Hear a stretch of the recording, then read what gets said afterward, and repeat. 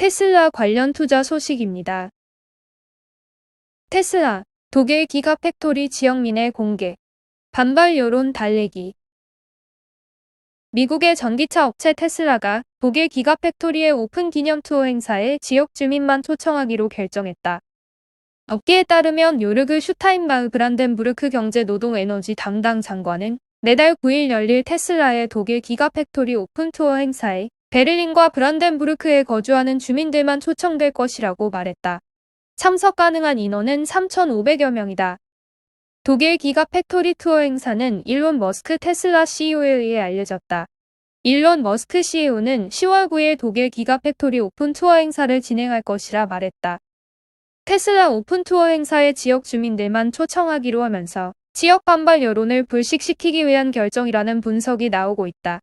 테슬라 독일 기가팩토리는 환경오염을 우려한 지역 시민사회의 건설 반대 여론에 부딪혀왔기 때문이다.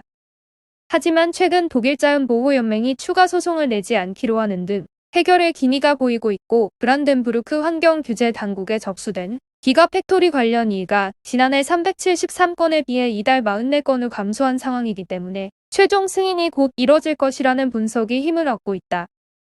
테슬라는 연내 독일 정부의 허가를 받아 기가팩토리에서 생산을 시작할 계획이며 일론 머스크 CEO도 10월 중 생산 개시에 대한 기대감을 표현한 바 있다. 업계에서는 10월 9일 행사가 예정돼 있는 만큼 그 전에 독일 기가팩토리의 최종 승인이 이뤄질 수 있다는 분석을 내놓고 있다.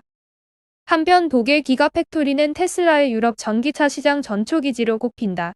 연간 50만 대를 생산할 수 있는 규모를 갖췄다. 테슬라는 올해 3월 유럽에서 신규 차량 등록 대수가 23,841대를 기록했다. 마켓워치는 테슬라의 유럽 시장 점유율이 지난해 13%에서 올해 20%로 상승해 폭스바겐과 어깨를 나란히 할 것으로 예상했다.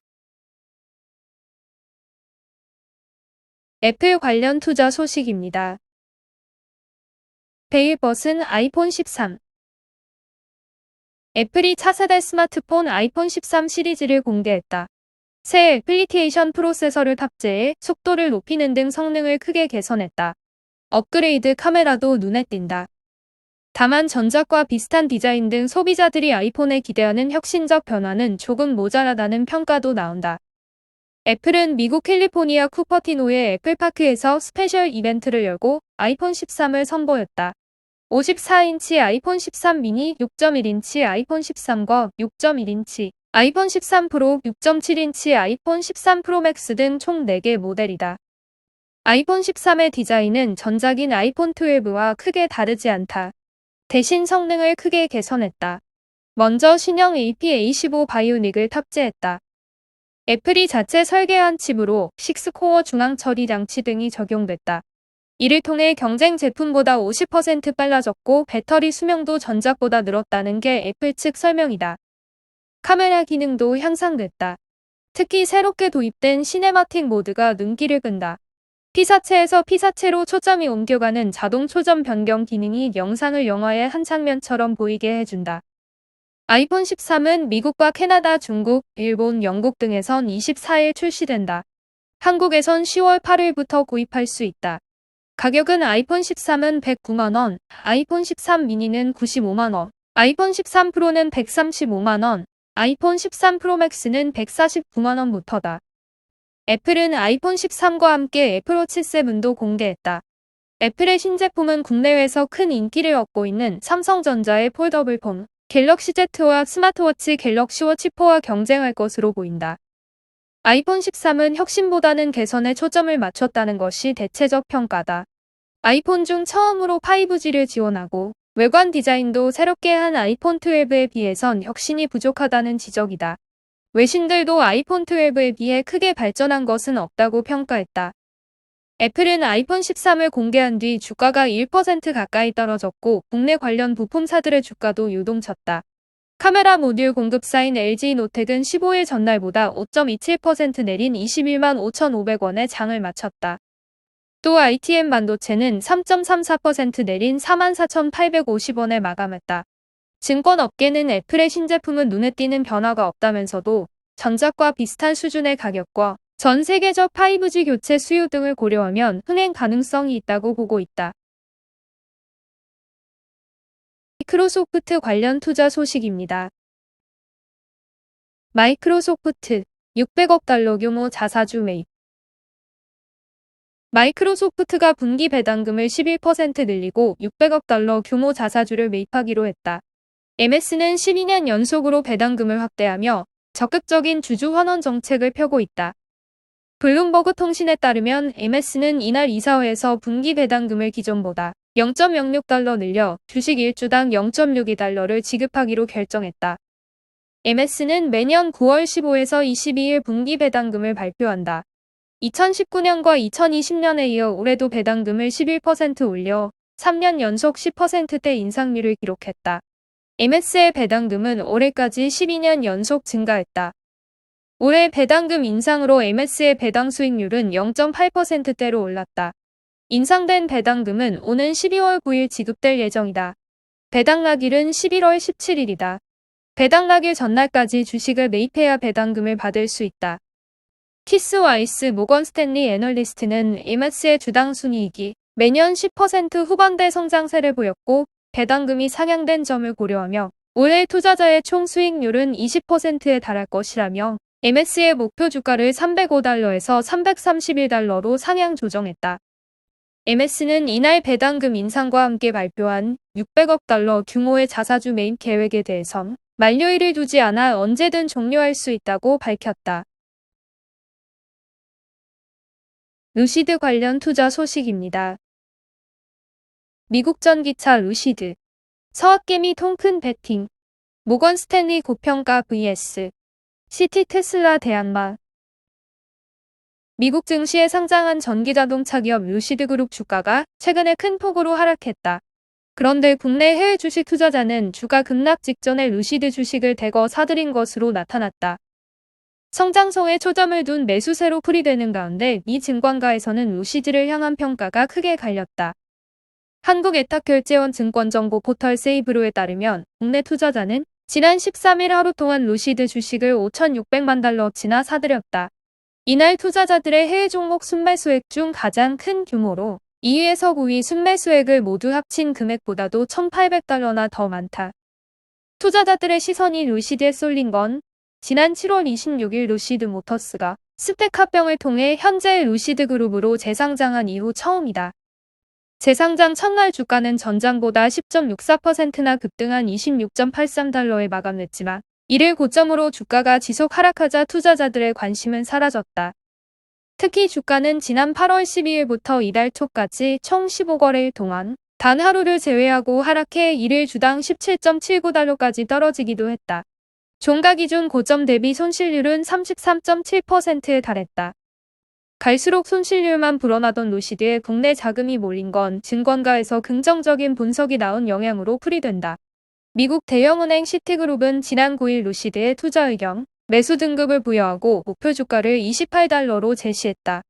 루시드의 매수 의견이 나온 건 이번이 처음이다. 이태희 마이클리 시티그룹 애널리스트는 루시드는 전기차 시장의 새로운 강자라며 테슬라에 도전할 수 있는 몇 안 되는 후보 중 하나라고 설명했다. 그러면서 향후 1년간 루시드 주가가 지금보다 최소 45% 이상 오를 것이라고 전망했다. 이에 루시드 주가는 리포트 발간 당일인 9일, 전날보다 4.86% 상승 마감한 데 더해 3거래일 연속 올랐다. 지난 13일 주가는 지난 8월 30일 이후 약 2주 만에 다시 20달러 선을 회복하기도 했다. 국내 투자자들의 경우 바로 이날 루시드 주식을 대거 순매수한 것이다. 하지만 투자자들의 기대와 달리 주가는 다음 날인 14일에 전날보다 5.53% 급락하며 최근 3거래일간의 상승분을 모두 반납했다. 종가 및 순매수의 규모로 단순 계산했을 때 루시드로 인한 국내 투자자의 14일 하루 손실 규모는 310만 달러에 이른다. 증권가에서 우려의 목소리가 나온 영향이다. 미국 대형 투자은행 모건 스탠리는 지난 14일 시티그룹과는 정반대의 리포트를 발간하며 투자 의견을 비중 축소로 제시했다. 목표 주가는 종가 기준 기존 최저점인 17.79달러보다도 30% 이상 낮은 12달러로 예측했다. 모건 스탠리에서 테슬라 등 자동차 산업을 담당하는 애널리스트 애덤 조나스는 루시드는 테슬라 이상의 프리미엄 시장을 핵심으로 다루는 수직 통합형 배터리 전기차 회사로 불린다면서도 하지만 시가총액이 310억 달러 수준인데 반해 주식시장은 루시드의 시장 점유율, 이익 성장 시나리오에 이례적으로 높은 가능성을 부여하는 듯하다고 말했다. 그는 이어 루시드는 지속 가능한 틈새 시장을 차지할 수 있겠지만 더 다져진 대형 전기차 회사들과 나란히 경쟁하기엔 장애물이 많다고 덧붙였다. 현재 니오, 리비안 등 주요 전기차 회사들의 시총 및 예상 기업 가치는 70조에서 80조 원 이상으로 테슬라 시총은 863조에 달한다.